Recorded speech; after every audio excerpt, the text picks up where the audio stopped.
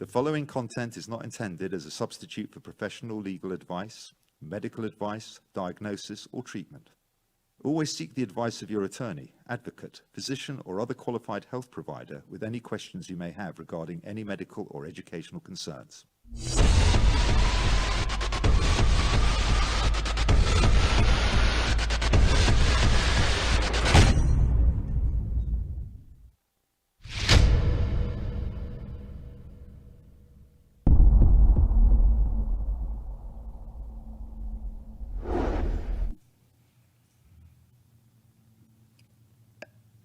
Hello and welcome to Empower Dyslexia. I'm your host, Stephen Yearout, and here on this show, we're here to help you become a better informed partner in education. On this show, we discuss dyslexia, other related disorders, we discuss research, interventions, special education policy at the local, state, and federal level. We also interview experts in their field and people with personal stories around children with learning disabilities. Please like us on Facebook, subscribe to us on our YouTube channel, and as you can see here, if you're watching the show, it's either on Facebook Live or YouTube Live. You can get us on all of these great apps. If you want to just listen to the podcast, iHeartRadio, Google Podcasts, Spotify, Stitcher, and coming soon, we have just got our approval to be on Pandora. We got that this morning, so that's exciting. So be sure to like and subscribe. Leave us a comment. I mean, it helps us to know that we're hitting the mark with the information that you, as a parent and or somebody that's struggling with learning disability, needs. So the topic today is about a parent's journey supporting her dyslexic son. Today's guest is a speaker, an author, an educator. She's a reading specialist. She wrote a book called Reversed, a memoir. And in this, she details her journey with her son who has dyslexia and how dramatic that failure was in first grade. So I would like your help in welcoming our guest, Lois Letchford. Good morning. Good morning to you. It's good afternoon where I am. There you go. How are you doing?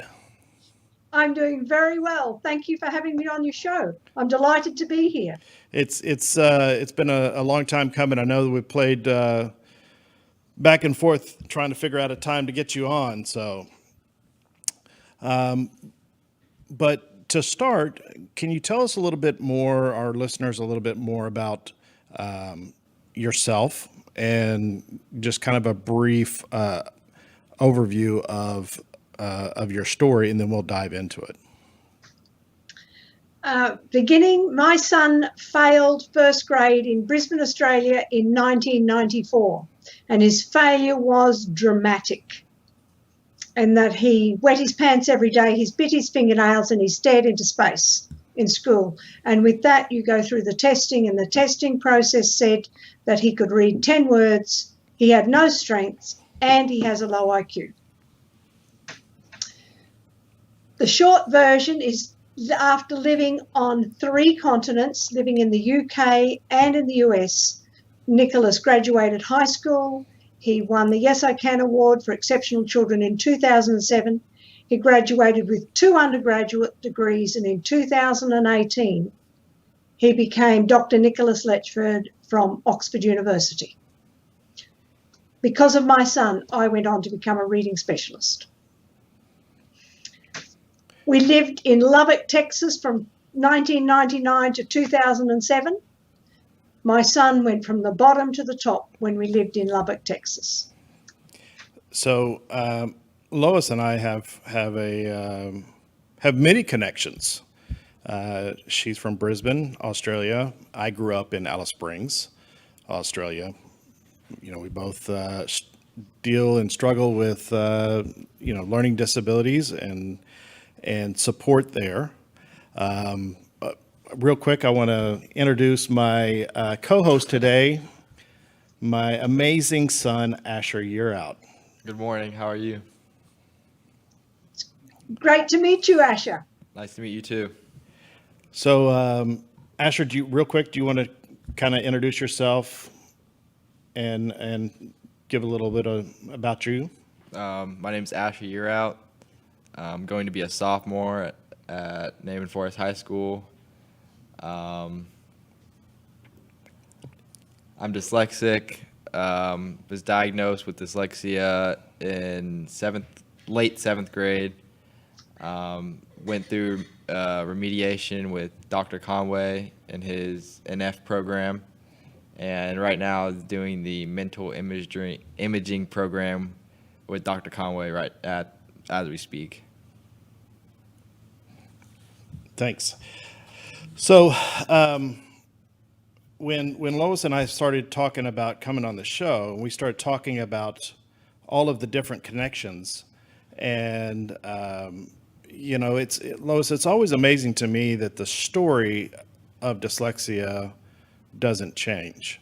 It doesn't matter what continent you're on, what time frame you're in, whether it was in the 60s, whether it was before then, or 80s, or even current.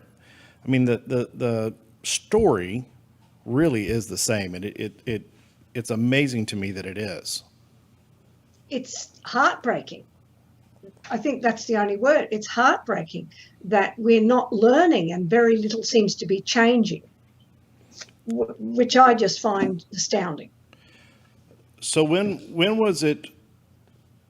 I mean, you said that he failed the first grade, but when did you start seeing signs that Nicholas possibly had a learning disability?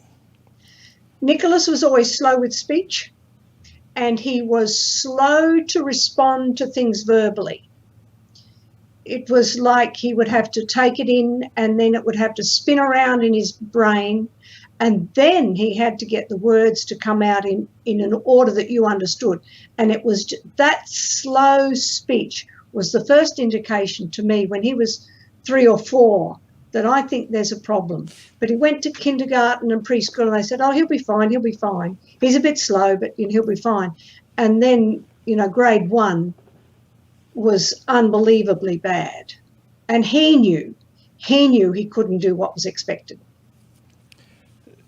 So how long was he in primary school in Australia? With failure or without failure? Well, all together. Okay. He went to grade 1 in 1994. We had 6 months in Oxford, England in 1995, and that's where he learned that he could learn. We returned to Australia in 1996. That's when he really learned to read. So from 1996 to 1999, he did well in Australia. So from 2nd grade to 5th grade. So at that point in time, did they acknowledge dyslexia in Brisbane? No. Well, what do you call it? The official title on his piece of paper is specific learning disability. And it's only after I did some study and said, well, is it dyslexia? The school diagnostician or counsellor said, well, that's what we call it. But it was a meaningless name because the official one is specific learning disability, which I think doesn't tell you much and puts you in a category of unteachable. Yeah, if we're looking under IDEA, that's the same category that dyslexia is in. It's the 10th category, which is specific learning disability, or it specifically says dyslexia.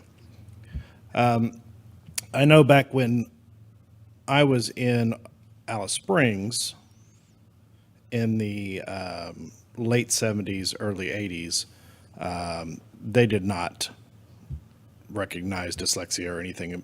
I was never tested there. There was never any support or anything else there. So that's the reason why I was asking, did they support dyslexia like they do, or they try to do here in the United States, or was it still just as much of a battle? Well, this is interesting because Nicholas was so severe. He had a reading specialist, one-on-one, 4 days a week, 30 minutes a day. That was really quite good service. Would you agree? One-on-one. 30 minutes a day, 30 4 days minutes. a week. Not really. Well, I didn't have a problem with that, but I did end up having a problem with the reading teacher. And that's the difference. Yeah, I mean, if the reading intervention isn't specifically designed for a child with dyslexia, you're basically wasting your time. So we got to make sure that piece of it is solid. That when we are dealing with a child with a reading disability, that we're giving them the appropriate intervention. And I think that's what we were dealing with for such a long time. Is they heard, oh, you have a reading disability or reading issues, and they just stuck you with a reading specialist that may or may not know anything about dyslexia.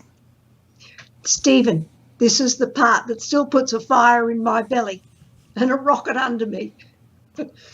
Nicholas is going to this reading specialist, and the reading specialist gives him the same 2 sentences to learn the sight words as she gives to every other child in the school. For the word saw, S-A-W, she gave him the sentences, I saw a cat climb up a tree. And the second sentence was, I saw a man rob a bank. Nicholas read those sentences to me. And he read, I saw a cat. Mm-mm, he said. Then he said, I was a cat. Mm-mm, mm-mm. Then he came back and said, I had a cat and I assert a cat. And then he just handed me the paper. He didn't even attempt the second sentence. It took me a while to work out what was going on. But at this point in time, Nicholas had spent 6 months in another country. Nicholas, in our house, in our suburb where we lived, there are birds in the sky, there are bats in the sky, there are possums on the roof, there are lizards on the ground. There are no cats. The sentence that she gave was totally inappropriate. And that's when I realized, this is what the research says, that learning and learning problems dwell in social and cultural practices and not in the head of individual students. When my son got that sentence wrong, the teacher would have went back to the sentence and said, well, he doesn't get it because he's not very smart. The child didn't get the sentence because he had never seen a cat climb up a tree, and in fact, he's desperately searching for meaning, but he's coming up with the one meaning for the word saw, and that is to cut. I cut the cat. No, I didn't. I was never a cat. I knew that, and the other 2 don't make any sense. When I turned that sentence around and said, Nicholas, what things did we see in England? He says, eventually, and it took Nicholas an hour of me talking and showing pictures for him to say, the word cut has got 3 meanings. One is a saw, 4 meanings in fact. One is a saw. It is to cut, and it also means to look. Once he got that, he said, now I know what to do. That's the sentence that really drove me to say the children have to have the right meaning with the word to understand how language works. And after that, we were fine. And whenever he had a problem with the word, I thought, I'm going to work out how to teach it. So does that make sense? It sounds like he didn't have as many problems with the decoding of the word. It was more of the comprehension of the word. Is that correct? Am I understanding that correct? At that point in time, exactly right. Exactly. And he's going with the concrete meaning of the word not the abstract meaning word. And this was happening after we'd had 6 months in England. And that 6 months in England really transformed his life and his learning.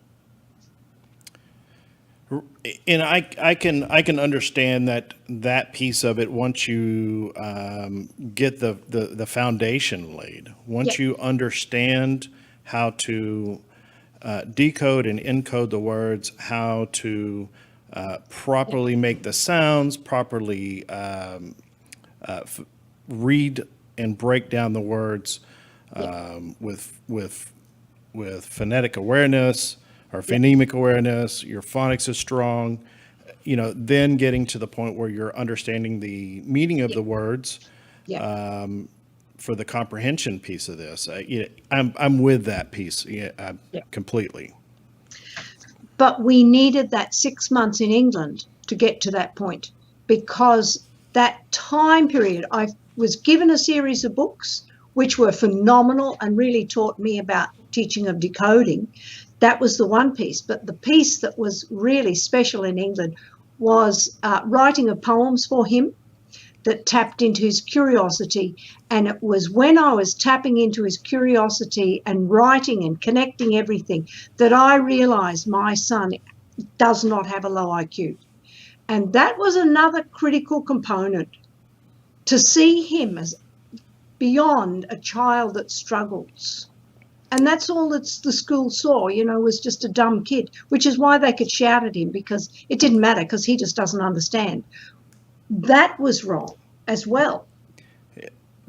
I mean, something you said about the school thinking he was a dumb kid, or, he just has a low IQ. Yeah. You want to talk about get me going. When I talk to parents, and I mean, I just got a text message yesterday from a parent who was, made me cry, because this beautiful little girl was told, her parents were told, that she didn't have the cognitive abilities to learn. Yeah. We got her the proper help and support, and the mother, texted me yesterday and was telling me, "Thank you so much. You have no idea what you're doing to help save lives." Yeah. While I look at it as I'm here just delivering information. That information helped this family and this little girl not be pushed to the side. And now she is able to actually read a little bit on her own, and she's starting to spell on her own. And this was a girl, they said, that would never learn to read or spell. They had written this little girl off in the first grade. It blows my mind.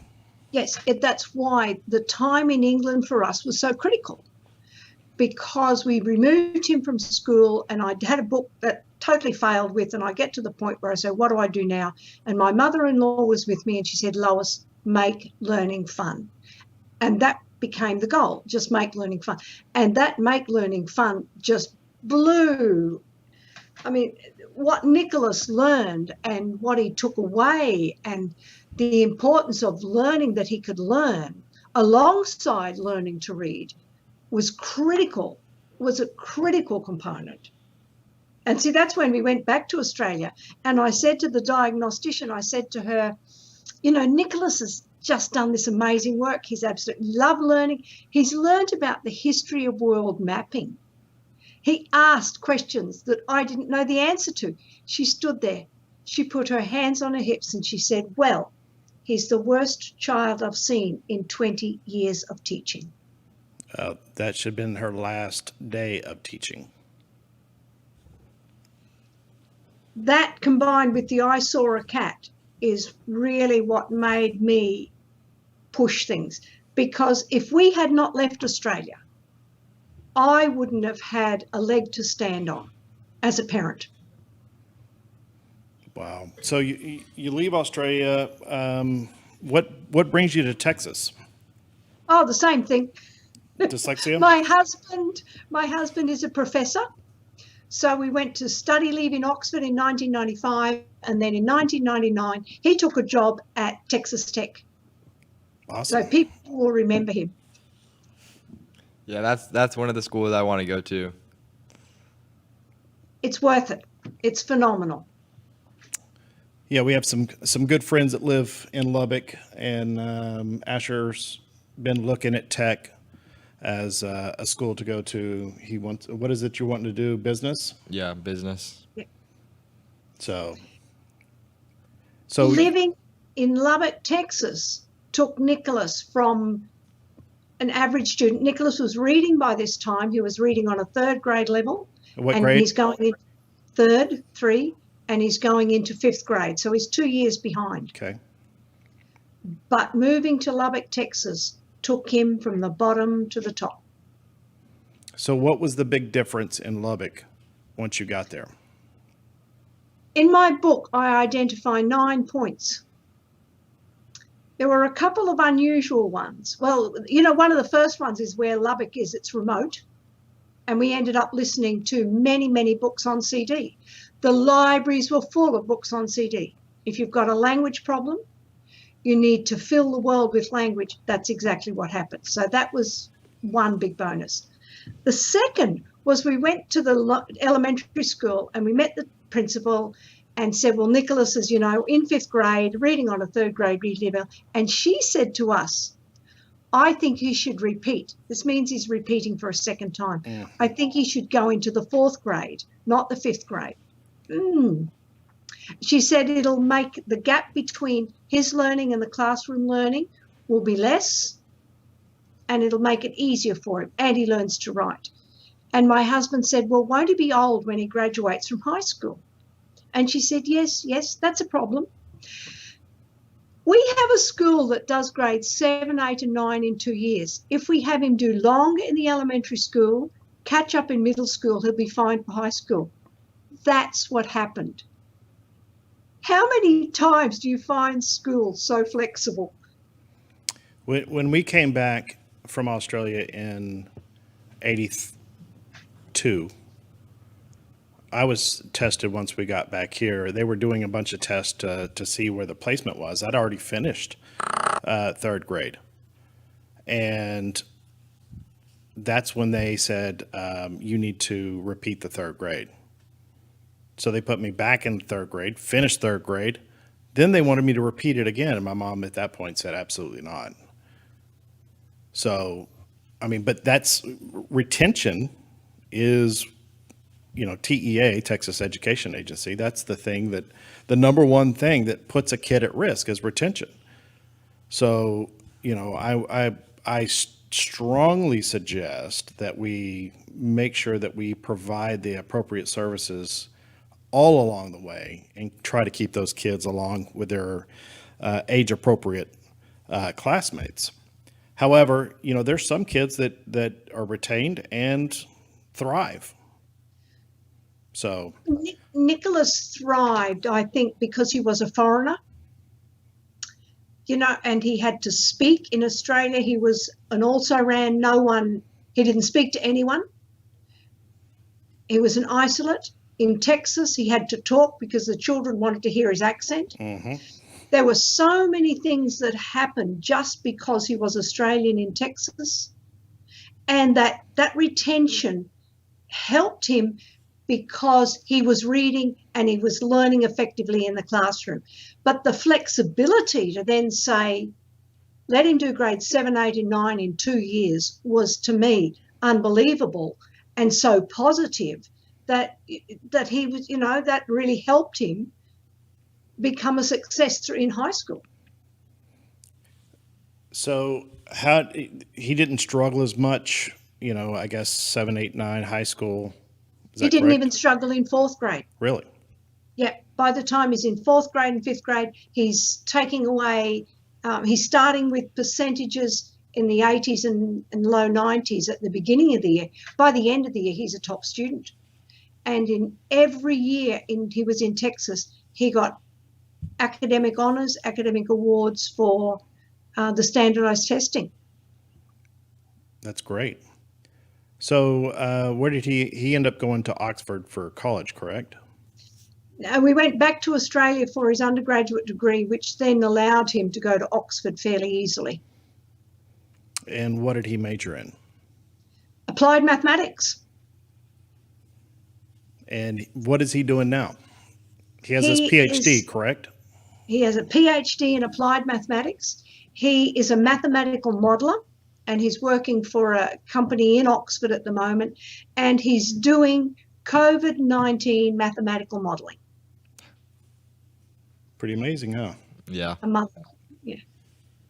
So during this journey of trying to make sure that your child gets the most appropriate, best help that is possible, what are you doing during all this time? I mean, your story is actually pretty amazing when you're looking at yourself and you're trying to, support your child and get them the help, and now you're changing your trajectory on what it is that you're going to do in life.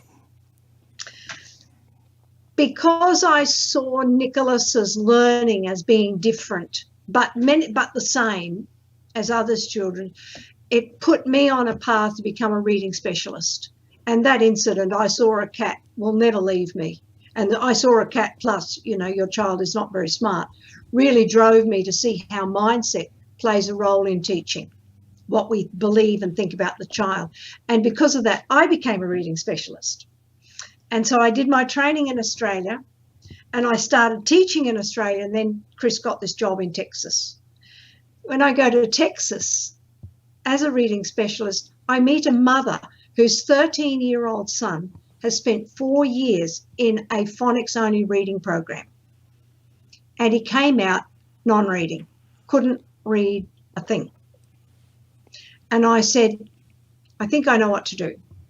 The school district paid me to teach him over the summer. And at the end of that, the mother writes to the school district and said, you've got to employ this woman. Something else happened, and I'm not going to say it. I got employed. And with that, I not only got my first student, Christian, but I got many other children who'd failed reading programs. And I think my next boy was a 13-year-old who came with no reading, and he was autistic. And the next two were 15-year-olds who came to me with reading 10 words. And my task was teach them to read. And I did.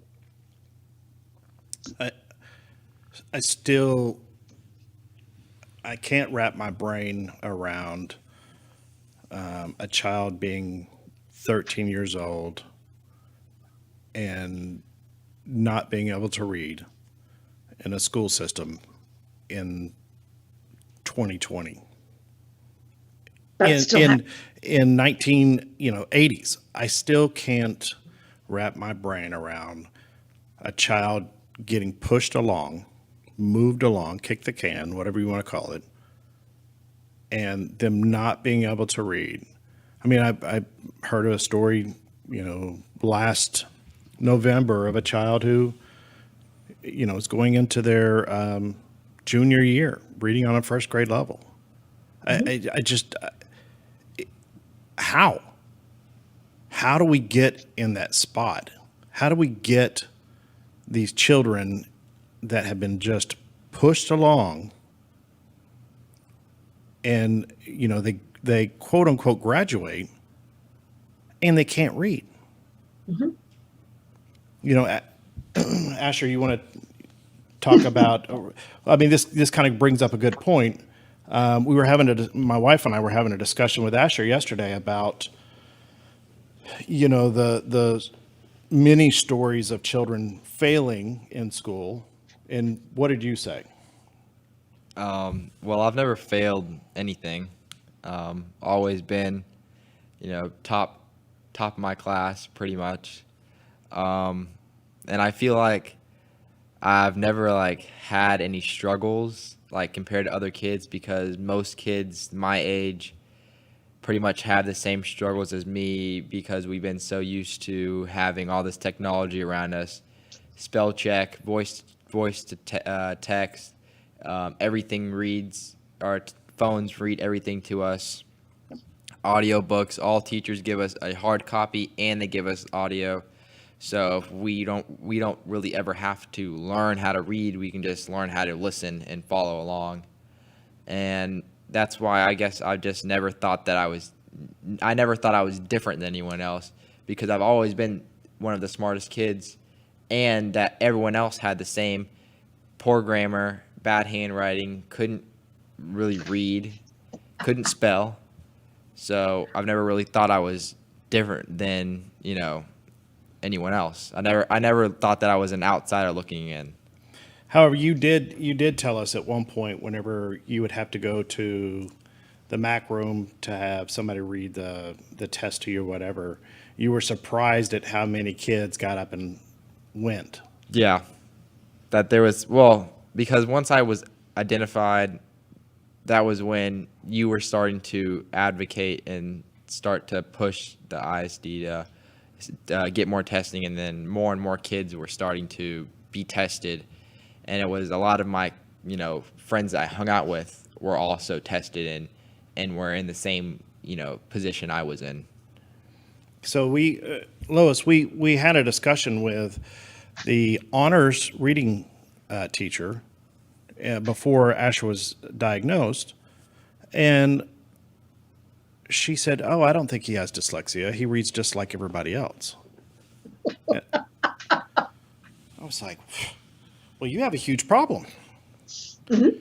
He reads and spells just like everybody else." Well, we need to pump the brakes a little bit, because we have a huge problem.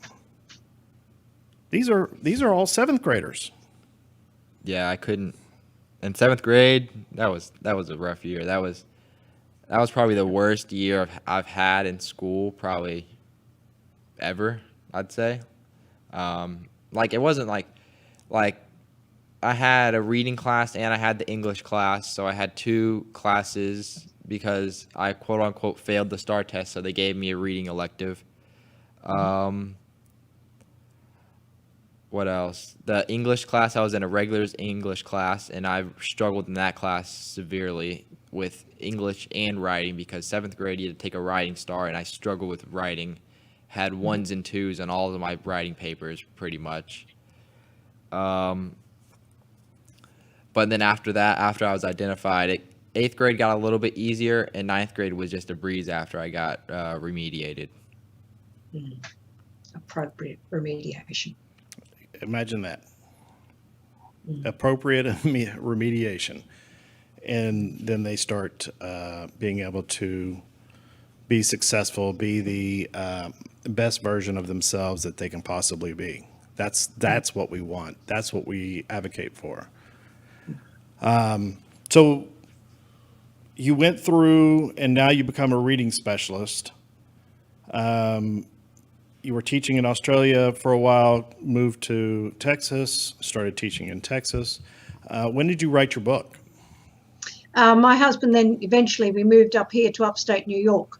And when I moved up here, I couldn't teach. So I thought, what do I want to do? And I said, I want to tell Nicholas a story, because a child shouldn't, his story went from nothing to PhD. You can't get a bigger jump than that. And I just wanted to say, we've got to teach these children to read, because we don't know the IQs of 6-year-olds. I completely agree that, especially that young, if we're not giving the appropriate I know I sound like a broken record. If we're not giving the appropriate remediation for these children, they never are going to be able to see themselves in a position of earning a PhD. Yes. I remember always dreaming about everybody was talking about what college they wanted to go to. And, I wanted to go to either SMU or University of Texas. And the older I got, the more I realized that there's absolutely no way with the skills that I was working with, until the point where I just said, forget it, and dropped out of high school. Yeah. So that is what we need our teachers and administrators to understand, is these kids can and will learn if we provide the right remediation. The part that still sticks with me is that our family were not only privileged, we were extremely privileged. And if Nicholas hadn't had that level of privilege, he would not be where he is today. When we left Australia in 1999, everyone was delighted with what he has done because he had exceeded expectations. He was reading, mind you, 2 years below grade level. He was writing on a very basic level, and no one saw that disciplined child who's prepared to put in the hours he needs to do to become successful. And that's what happened in Texas. So something you just said, he had met all expectations. However, the next sentence was he was reading below grade level, at least 2 grades, and writing below grade level, at least 2 or more grades. So our expectations for these kids are too low. Yes. Yes. It comes back to mindset. Instead of seeing our children as learning disabled or dyslexic or slow, we need to see them as future rocket scientists and teach them that way and expect them to get there. I will say we are disabled in the fact that we can't read and write spell. But we're only disabled if we're not provided the right remediation. However, a lot of us will make it through somehow. Well, it isn't that hard to make it through, especially now in high school. Like, you can get through. The regular classes are so easy to take. Like, you just go to class and you turn in homework and you can pass those classes. So they pretty much failed everyone that's in a regular class, because you can be the stupidest person in the classroom and still pass as long as you turn in your homework. Even if you fail all your tests and you turn in all your homework and all the other classwork, you'll pass that class, and you can graduate high school with a 2.5 GPA, and there you go. There's your diploma. That doesn't really mean anything. Just a piece of paper hanging on the wall. So, I mean, we need to reevaluate what our expectations are of these kids. They can learn, and they can learn at a high level. So, I'm sorry, I know we're kind of jumping around here. I'm just trying to bring Asher into the conversation a little bit here. So you tell us a little bit more about your book. Well, it's my story. It's the failure that happened, and then how we got out of it, and how exciting I found teaching Nicholas. Really and truly, it was a transformative experience for me and for him. And then it's, what goes on from there. And one of just Asher said, it isn't that hard to get through. But my thinking is what damage is done so early on. And I think that really stresses me, because Nicholas's story could have been so different. I completely agree. And Asher said that same statement to us last night. And, my wife and I were having a discussion with him about it, and we're like, look, if it wasn't for your mom and your dad being on top of this from the very beginning, it would have been a completely different story. Yes. If you don't have that support from your parents, from your teachers, from your administration staff at your school, I mean, the struggle is definitely real. Mm-hmm. And we can't downplay that at all. I think he was he was talking about it from the aspect of we have lowered our expectations of these kids and what it is that they need to learn in order to pass, versus making sure that they are at their best potential Yeah. and learning at their potential. Would you say that's right? Yeah, but at this point, a lot of schools only care about if you pass. They're worried about the money that comes in if you pass. They want you to pass the STAR test so they can get, a certain amount of grants or whatever. And a 70 is not that hard. They've kind of lowered the standards of a 70 because a 70 is so easy to get. And they made rules where you can't fail someone with a 69. Honors classes, if you take a pre-AP class, a 60 is really a 70. So if you have a 60, it is on the same equivalent as a 70 in a regulars class. So, they've lowered every expectation for kids, period. It's so easy to go to school, at least for me. I know I have dyslexia, but for me, I feel like it is so easy for me to go to school and sit in the classroom sit at school for 8 hours and come home and, I learn, I get regurgitated. I have to regurgitate all this information that I'm just not going to use ever. Out of the mouth of babes. So I mean, what do you think about that, Lois? What do you think about the fact that a sophomore in high school now is sitting here saying that basically school's not hard enough? Incredibly sad. Incredibly sad. I mean, because they're not being challenged, they're not being asked to think. That the regurgitation piece is just regurgitation. There's no implications for it, and I think that's a really sad indictment of the education system. I mean, I can tell you that he's got some really great teachers that I've got to know through the district. I just think the curriculum that has been passed down from the state gets less and less every year. Well, yeah, because at the end of the day, you can have the greatest teacher in the world, but the system is made up so where they only care if you pass that class. And as long as you pass that class and you make your school have a passing grade, a B, a C, or a B, then that's all they care about. They care about that you make that 70, and that's all. They'll move you along. It doesn't take. I'm pretty sure if you pass, you can fail like 1 or 2 6 weeks and still be able to pass your at the end of the year. For the year. Yep. And from what I've been told, as far as the STAR test, passing is what, a 50? A 35 or a 40, something super It's low. guesswork. Yeah. I can write C on every single bubble and still pass Wow. theoretically. So, I don't even know what to say with that.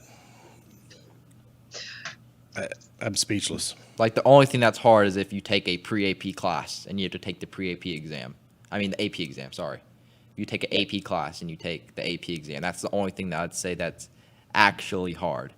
And that isn't even that. Like I haven't taken the AP exam because I didn't take an AP class this year. But from what I've heard, the AP exam for human geography was not that hard. So, Lois, what do we do? Well, I'll give you Nicholas' experience in high school, particularly in the mathematics. He went from Texas back to Australia to do his undergraduate degrees, and they had to check his transcript in Tasmania to see if he'd done enough mathematics. And they came back and said, the amount of mathematics this kid has done, he will fly through all of the subjects here. So that's the other extreme, that your top kids are getting the absolute best education, and those that are down the bottom we have a problem with. We're just wiping them off. That's a problem. Preach on. Preach on, preach on, preach on. I mean, there was, during the last legislation session when they were doing education finance reform, there was a statement that was made. What was and I'm paraphrasing.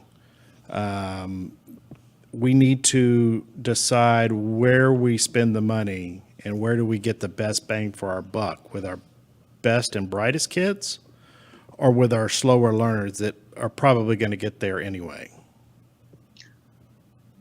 This was said in Texas by a person that was on the Education Finance Reform Committee.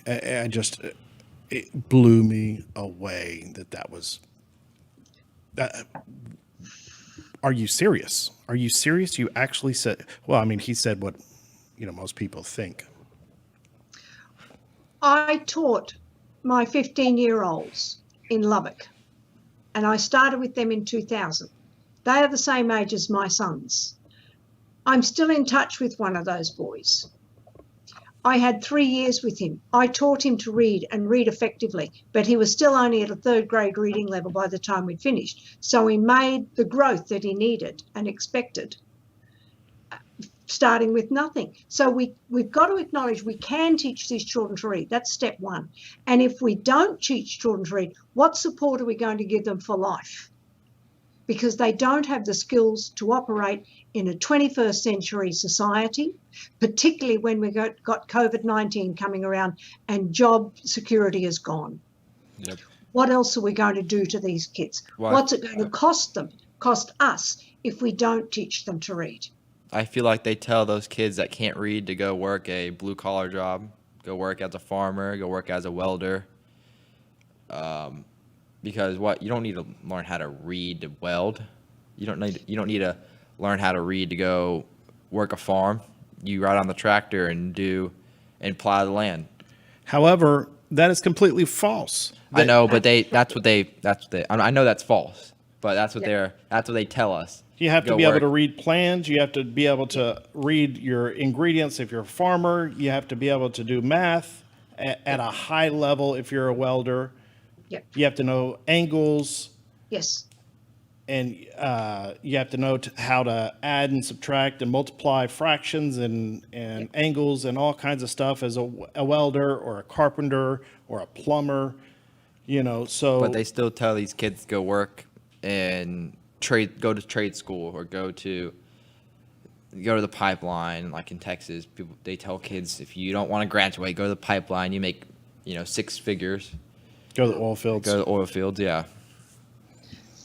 That's if you can. What if you have an injury? You only need one thing to take you to have you stop going up that scale. You can't do it. It's not working. Absolutely. Well, Lois, I could sit here and talk, to you all day, every day, and try to work this out. I would love to have you back on and talk some more about what do we do to help these children that do not have the ability to read, spell, write, do proper math, and helping our education get the best out of our kids. So, I want to thank you for all of the advocacy work that you're doing, because as you advocating for your child is advocating for all kids with learning disabilities. And we find that out really quick when we as parents go out and start advocating for our child. We figure out real quick, we're not speaking for just our child, we're speaking for all kids.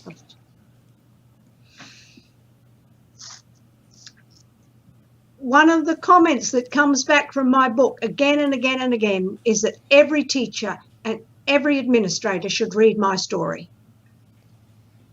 Everyone, because it applies from beginning to the end, and you see the attitudes, the positive and the negative, that comes throughout school.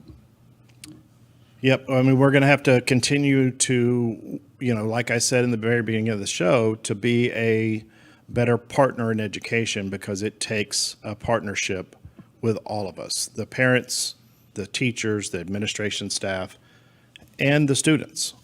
We all have a role to play, and we all have a part in this. So we have to all make sure that we're doing our part in this partnership. Yes. So, Lois, thank you so much for coming on and joining us.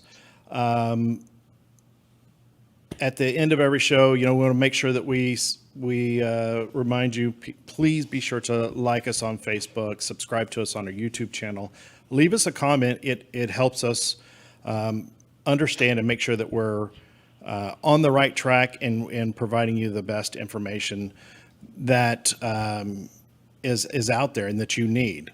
And we always recommend that if you, at the very beginning, if you feel that your child is having struggling in school or may have a learning disability, please don't wait. Get them tested as soon as possible. Knowing is half the battle.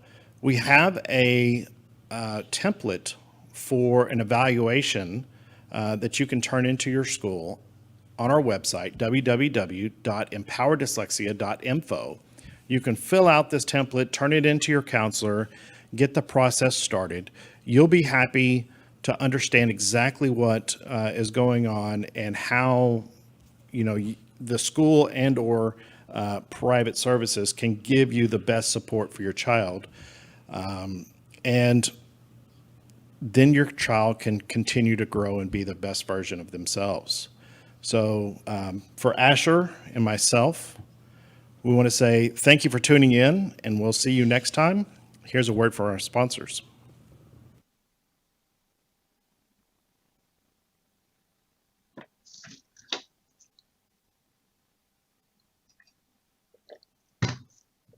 Learning Ally is a proud sponsor of the Empowered Dyslexia podcast. At Learning Ally, we are always looking for new ways to engage readers struggling with a reading deficit like dyslexia and help them work to their potential. Visit www.learningally.org to learn about the Learning Ally audiobook solution, including which of your students are eligible for access. If you live in Texas, we have great news. The Texas Education Agency provides access to the Learning Ally audiobook solution for all K-12 public and charter school students with reading deficits. Get started today by visiting www.learningally.org/Texas.